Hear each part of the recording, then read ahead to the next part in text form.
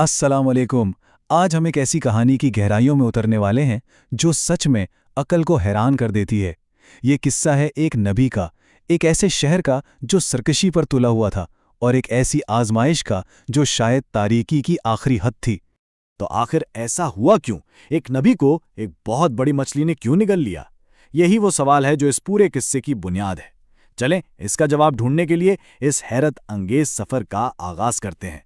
तो कहानी शुरू होती है कदीम शहर नैनुआ से। यहाँ हज़रत यूनुस अलैहिस्सलाम को भेजा गया था एक ख़ास मकसद के लिए, अपनी कौम को बुत परस्ती से हटाकर अल्लाह की तरफ रहनुमाई देना। लेकिन वहाँ के लोग वो बहुत ज़िद्दी थे।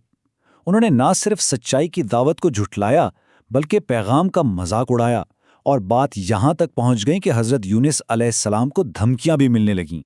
ज़ाहिर है, इस सब से मायूस होकर हज़रत यूनुस ने उन्हें 3 दिन में अजाब आने की वार्निंग दी और फिर शहर छोड़ दिया। और ये एक बहुत ही अहम नुक्ता है, क्योंकि ये कदम उन्होंने अपनी मायूसी में उठाया था। इसका हुक्म अभी अल्लाह की तरफ से नहीं आया था। और यहाँ से कहानी एक बहुत ही दिलचस्प मोड़ लेती है, क्योंकि ठीक इसी वक्त दो बिल्कुल अलग अलग सफ़र शुरू होते हैं, एक दूसरे के बिल्कुल मुखालिफ। यहाँ की सितम ज़रीफ़ी देखिए। एक तरफ हज़रत यूनुस अपनी कौम से दूर समंदर की तरफ जा रहे थे, और दूसरी तरफ उनकी कौम ने जैसे ही अजाब की निशानियां देखीं, काले बादल, तेज हवाएं, वो सब बेचैनी से अल्लाह की तरफ वापस पलट रहे थे। पूरे शहर ने मिलकर तौबा करना शुरू कर दी थी। और ये एक फैसला कुन लम्हा साबित हुआ। उनकी वो सच्ची, पूरे शहर की इज्तिमाई तौबा, वो इतनी ताकतवर थी कि अल्लाह ताला ने उसे कबूल फरमाया, और जो अजाब आने वाला था उसे टाल दिया। अच्छा, अब वहां शहर में तो ये सब हो रहा था, लेकिन हजरत यूनुस इन सबसे बेखबर थे। वो एक कश्ती पर सवार हो चुके थे।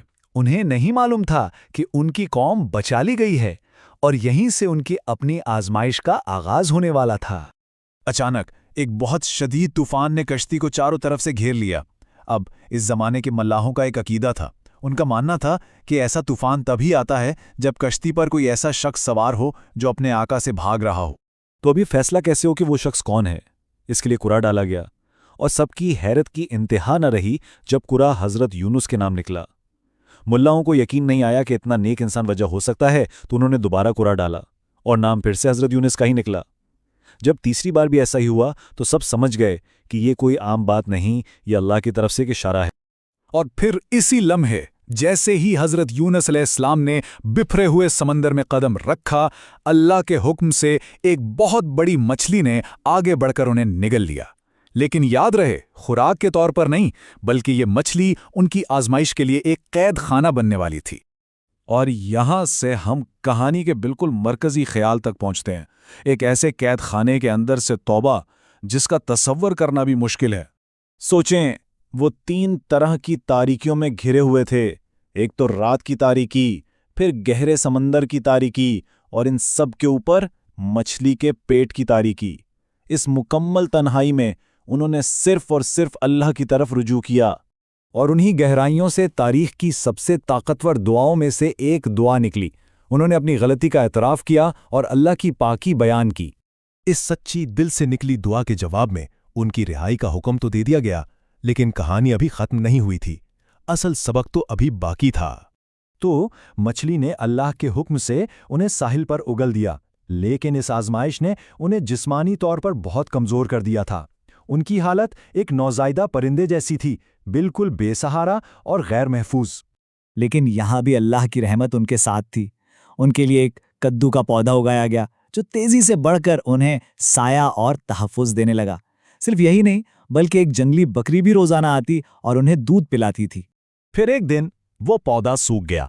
इस पर हज़रत यूनुस बहुत गमगीन हुए, और तब अल्लाह ताला ने उन पर असल सबक वाज़े किया कि अगर एक पौधे के मुरझा जाने का इतना दुख हो सकता है, तो उस पूरे शहर के लिए रहमत का जज्बा क्यों नहीं, जिसमें 1 लाख से ज्यादा लोग बसते थे। और ये कोई छोटा शहर नहीं था, 1 लाख से भी ज्यादा लोग थे वहां। इतनी बड़ी आबादी जिसे अल्लाह की उसी रहमत ने बचाया था, जिसका तजुर्बा अब हज़रत यूनुस खुद कर रहे थे। तो इस सब का क्या मतलब है? ये पूरा वाक़या तारीख में इतना मुनफरिद क्यों माना जाता है? चलें, ज़रा इसके गहरे और लाजवाल पैगाम पर नज़र डालते हैं।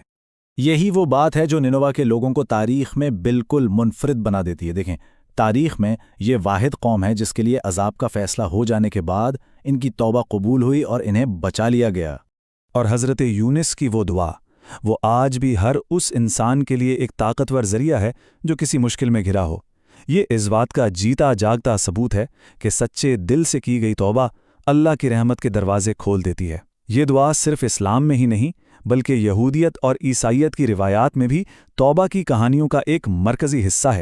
تو آخر میں یہ سوال سوچنے پر مجبور کرتا ہے کہ جب ہم اپنی زندگی کی تاریکیوں میں گھرے ہوں تو حضرت یونس کی دعا ہمیں اپنی ذمہ داری اور امید کے بارے میں کیا سکھاتی ہے؟